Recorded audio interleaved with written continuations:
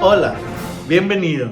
En esta oportunidad quiero contestar una pregunta. Si me divorcio, ¿cuánto me toca? ¿El 50%, el 20%, el 30%? Y para contestar esta pregunta quiero hablar acerca de un amparo en revisión de la Suprema Corte de Justicia de la Nación. Este amparo es el 7134/2018. Y te voy a contextualizar, te voy a contar un poquito la historia de cómo sucedió este amparo. Dos personas pues se divorciaron, estaban casadas, se divorcian y en un incidente piden la disolución de la sociedad conyugal. ¿Qué es un incidente? En un juicio, un incidente es como un juicio dentro del juicio y piden que se disuelva la sociedad conyugal. ¿Por qué? Porque ellos se habían casado bajo ese régimen. Es importante recordar que a la hora de contraer matrimonio, los consortes son libres de decidir de qué manera van a administrar los bienes que contraen durante el matrimonio. A esto se le denomina régimen patrimonial. Ese régimen puede ser por separación de bienes, es decir, cada uno va a administrar los bienes que va adquiriendo durante el matrimonio, o por sociedad conyugal. Quiere decir que los dos van a administrar los bienes que van adquiriendo durante el matrimonio. También existen las capitulaciones, que yo puedo escribir las capitulaciones y decir, bueno, este bien lo administro yo y estos bienes los administramos juntos. Ahora, estas personas contrajeron matrimonio bajo el régimen de sociedad conyugal de legal. Eso quiere decir que no hicieron capitulaciones. Quiere decir que todo lo que adquirían durante el matrimonio le correspondía a los dos administrarlos y obviamente cuando se disuelve la sociedad conyugal pues le correspondía el 50% a cada uno. ¿Qué pasa cuando se disuelve la sociedad conyugal? Cuando se disuelve la sociedad conyugal, lo que se hace es primero se pagan todas las deudas que la sociedad adquirió, o sea que el matrimonio adquirió, ya sea para comprar una casa, para comprar un carro. Entonces primero se paga a todos los acreedores y luego lo que sobra se divide el 50% para cada uno. Esto es en el régimen patrimonial de sociedad conyugal legal, así como estaban casadas estas personas.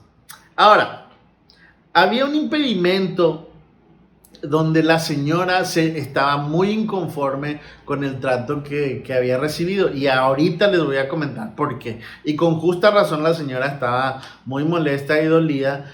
Según el artículo 196 del Código Civil de la Ciudad de México y el 193 del Código Civil de aquí de Baja California, de Mexicali, que es la ciudad que nos ocupa, la única manera de deshacer la sociedad conyugal de manera automática era si uno de los dos consortes abandonaba el domicilio conyugal por más de 6 meses. Entonces esa es la única manera en que la sociedad conyugal se iba a deshacer de manera automática. También había otras maneras de terminar, pero este artículo era el que le inconformaba a la señora. El problema es que la señora vio que era injusto que el señor se llevara el 50% de los bienes adquiridos durante el matrimonio. Y aquí está la razón.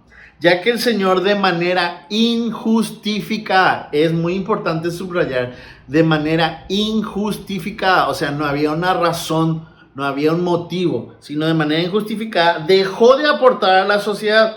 Es decir, este señor no trabajaba para aportar económicamente, ni ayudaba en los quehaceres de la casa, ni a pagar los créditos que la sociedad había contraído. Ella pagaba la casa, pagaba los servicios, pagaba los créditos y aparte alimentaba a todos los que habitaban en la casa y dependían de la sociedad conyugal. Y la otra parte, como mencionamos, sin justificación alguna, dejó de aportar económicamente ni en especies. ¿Qué quiere decir esto? Que tampoco aportaba a las labores del hogar. No cuidaba a los hijos, no lavaba, no planchaba, no hacía absolutamente nada. Es decir, la señora realizaba una doble jornada. Es muy importante este amparo en revisión 7134/2018 porque habla de la doble jornada que realizaba la señora. Es decir, ella, la doble jornada laboral.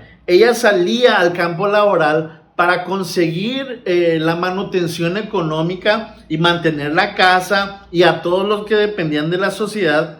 Y luego, después de salir al campo laboral, regresaba a la casa y debía hacer las labores de la casa: lavar, planchar, cocinar, pagar los servicios, ir al supermercado, cuidar a los hijos, hacer la tarea de los hijos, atender a los abuelos que en esta oportunidad vivían ahí en la casa de ellos.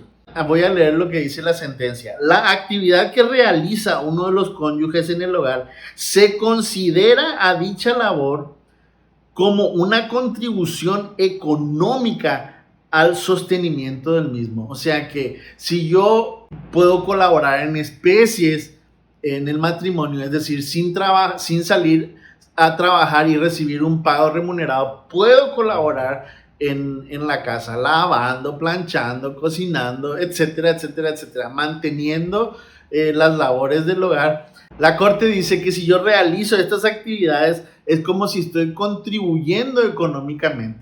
Entonces la señora se dolió y dijo que su marido no había aportado nada, absolutamente nada a la sociedad, injustificadamente. Entonces, si él no había aportado nada, ¿por qué le correspondía el 50%? El problema es que la ley no prevé que la sociedad conyugal termine si no se cumplen los principios de igualdad. Nada más prevé que la sociedad conyugal termine de manera automática si es que uno de los cónyuges se ausenta por 6 meses, no si uno de los cónyuges deja de aportar. Entonces aquí es donde la Suprema Corte emite esta sentencia muy relevante. Es importante señalar que los bienes contraídos en el régimen patrimonial de sociedad conyugal son adquiridos a partir del esfuerzo y la contribución de ambos cónyuges, no de uno solo, a menos que se pongan de acuerdo. Es decir, que las partes digan, bueno, tú no vas a hacer nada, yo voy a hacer absolutamente todo. Si se ponen de acuerdo es válido, pero en este caso no se pusieron de acuerdo. Esta parte, el señor injustificadamente, como hemos dicho, dejó de aportar económicamente y en especies a la sociedad conyugal. Ahora, cuando alguien contrae matrimonio, se debe de cumplir la finalidad del matrimonio, que es la procuración del respeto, la igualdad y la colaboración para la satisfacción de las necesidades en común. O sea, para eso alguien contrae matrimonio. El matrimonio es la unión libre de dos personas para realizar una vida en común, en donde ambos se procuran respeto, igualdad y ayuda mutua. Entonces, si no se cumplen esos principios del matrimonio, entonces tampoco se está cumpliendo los principios de una sociedad conyugal. Entonces le dicen al juez que va a volver a juzgar, le dicen, tienes que juzgar con perspectiva de género. Le ponen reglas para que comience a hacer una nueva sentencia. Le dicen, juzga con perspectiva de género. No es necesario que las partes te pidan que juzgues con perspectiva de género. Es decir, como que si hay una supremacía del hombre sobre la mujer y no están en un estado de igualdad, se está violando el principio de igualdad. Entonces necesitan ser juzgados con perspectiva de género para que el género que está subordinado, que está abajo, se ponga al mismo nivel y se queden de manera igual a la hora de ser juzgados. Y otra cosa que le dijo también la Suprema Corte al juzgador es, tienes que hacer una interpretación conforme. ¿Qué es una interpretación conforme?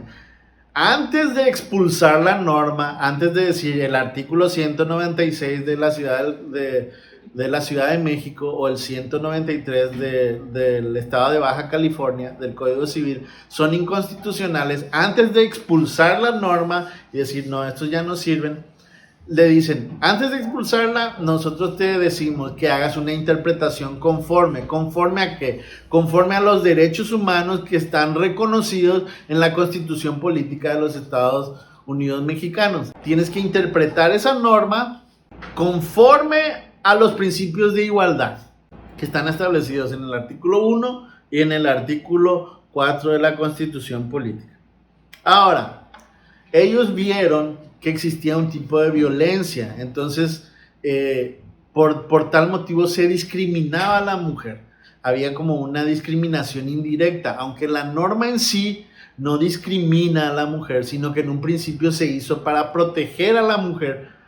En este caso, a la hora de aplicar la norma, había una discriminación indirecta. Entonces, la Suprema Corte hizo un estudio muy fabuloso acerca de la violencia contra la mujer. Y el artículo número 6 de la Ley General de Acceso a las Mujeres a una Vida Libre de Violencia dice que hay 5 tipos de violencia contra la mujer. La violencia psicológica, la que todos sabemos, cuando le maltratan, le dicen estúpida, tonta, no sirve para nada, imbécil y un montón de calificativos denigrantes hacia la mujer, le están haciendo una violencia psicológica. La violencia física, bueno, es la más notoria porque pues deja lesiones en el rostro o en el cuerpo o quemaduras en la piel o cualquier tipo de violencia física que usted pueda conocer, también es reconocida en contra de la mujer. La violencia patrimonial. La violencia patrimonial quiere decir que la mujer tiene ciertas posesiones, ya sean documentos, papeles, carro, cuenta de banco, no sé, le hicieron donativos. ¿Y qué pasa? El varón va y dispone eso, vende el carro y se hace una fiesta, o le quita los documentos para que no pueda viajar, o va y gasta todos los ahorros de la mujer. Eso es violencia patrimonial. Lo que ella ya posee, su cónyuge va y lo toma de manera sin permiso, por decirlo así, o sea, de manera violenta, lo toma y se lo gasta en él o en otras cosas. Violencia económica. Este tipo de violencia es lo que estaba sufriendo esta señora, es lo que advierte la Suprema Corte de Justicia de la Nación.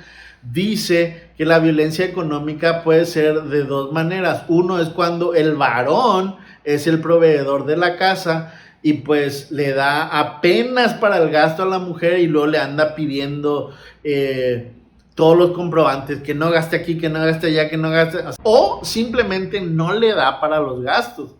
O sea, ese es un tipo de violencia que sufren las mujeres. Y el otro tipo de violencia económica es cuando la mujer es la proveedora del hogar, pero la mujer le da al marido para que gaste, o simple y sencillamente el marido no hace nada, que es lo que pasó en este caso, no hace nada para colaborar con la economía del hogar. ¿Por qué?